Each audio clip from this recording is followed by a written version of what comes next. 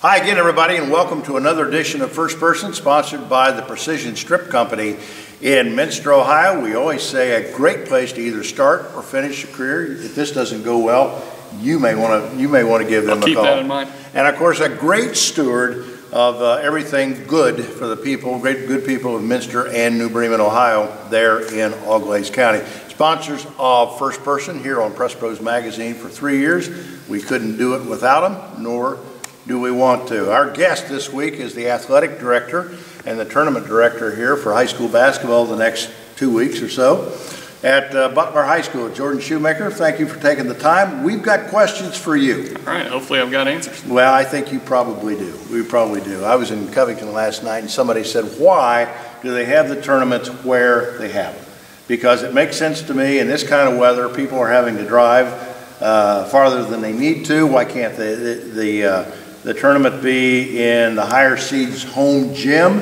Why not make this a little bit more efficient, a little bit more financially feasible, and easier on the people? You got answers to things like that. Go ahead. Yeah, and some districts do it that way. You know, OSHA is divided up into 6 athletic districts, so the Southwest District covers Cincinnati, the greater Dayton area.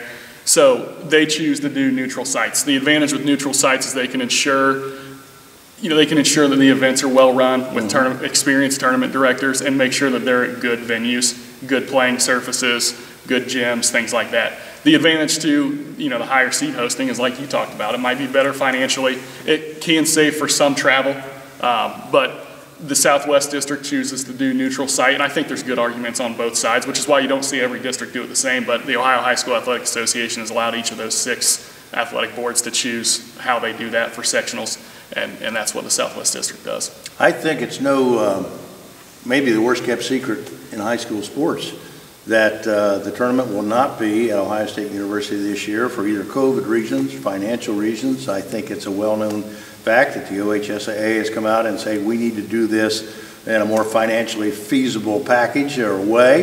There is, you're talking about doing it in a high school facility like yours here, which is gorgeous. Seats 5,000. Trent at Kettering seats probably about the same amount, 5,000, something like that. And the rumor that you hear, it was announced that the girls at least would be at UD Arena this year. What's the latest? So I know that they've got it down to 2 venues. We're one of them. We're willing to do it. We hosted volleyball for OSHA, and it was great. It was an awesome experience for our community, for our staff. It's a huge investment from our staff to do something like that. Custodians, our teaching staff has been spectacular. We've been in school in person full time since day one, and and hosting state tournaments. Those things don't happen without an entire community investment. And we enjoyed when we hosted volleyball. It was great for our hotels and our restaurants. So we've told them we'd be willing to do one or both basketballs, and we've had discussions about that. There's another venue that thinks they're going to get a variance approved in the next couple days. And that variance amounts to allowing more people to attend. Correct. Right? So that's a good point. So the statewide order right now caps indoor spectators at 300. Right now there's been 3 variances granted to that. We're allowed to have 600. The Nutter Center can have a little over 1,000, and Quicken Loans Arena, the Cavs home arena, can have more than 1,000 also. So right now we're one of only 3. They're not going to send it to Wright State or Quicken Loans, but they're working with another venue close to here to get a variance approved. So if they can do that, it would be a little bigger than our 600, so it might be financially better for OSHA. So we're kind of in wait and see mode with that. I mentioned the fact of your gym here being 5,000 seat or so capacity. I don't know how old it is now. It seems like it's been around forever. It still looks like it's brand new.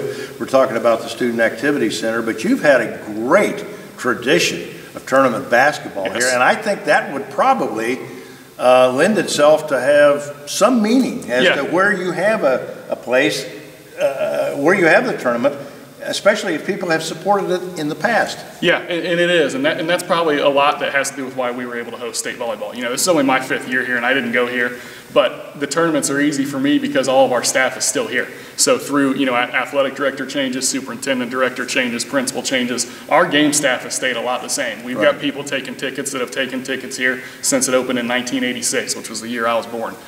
My secretary's been here almost that long running the pass gate. So we have an incredible support staff. The expectation, our custodians love showing off our facility. Our community loves people coming in.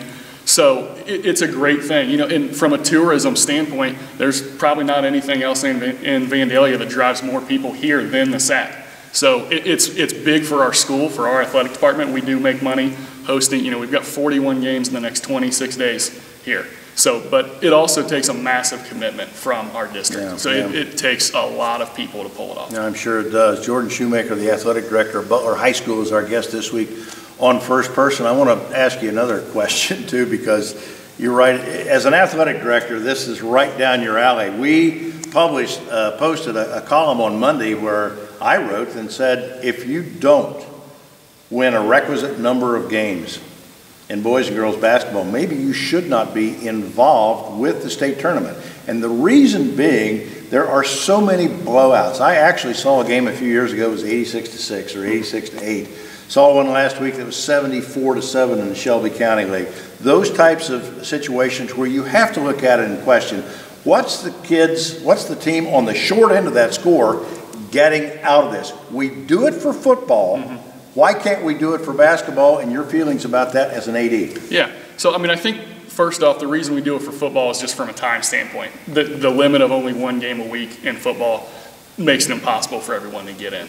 So I do think there's some credence to the idea of this is a kid-driven business, and we're here for kids, so we need to do what's best for kids. So I don't think it's crazy to think that we should look at, is this what's best for kids in some of these first-round tournament games in the team sports? So I think it'd be something that's worth looking at, and I think you'd need to talk to. I mean, there's 900 member schools, so we have a process to change things like that. But I think it's worth looking at. I can't imagine 86-8 being what's best for kids, especially if you're the 8. Yeah, I don't disagree. And you know, I've personally been on the short end of some of those, and maybe there's other options where there's different extra games teams like that can play. But ultimately, it's something that the membership would have to take a look at and see what they think is in the best interest of 900 kids worth of schools. Finally, Jordan, I want to take the opportunity to thank you and commend people like you and Dave Palmer and Chip Heron. I'm just talking about some of the athletic directors that we deal with on a regular basis in the Miami Valley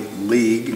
Craig Kramer up at Tip City, for the kind of what you've had to do this year. This has been an interesting year. I'm talking about the 2021 season, the fact of COVID, the protocols, the environment, the on again, off again, you just never know. I can't tell you how many times this basketball season we got up in the morning intending to go one place and ended up going a second or third place. What's this been like for you? It's been, I've told a handful of people, it's been the hardest 7 months of my professional career, but it's also been the most rewarding 7 months. Watching what happened in the spring and over the summer for kids and what they've lost for us as a league, and those guys you mentioned are a huge part of that, Dave and Chip and Craig and our whole group, and that, you know, Mitch at Sydney is spectacular. You know, our whole group of people are really good.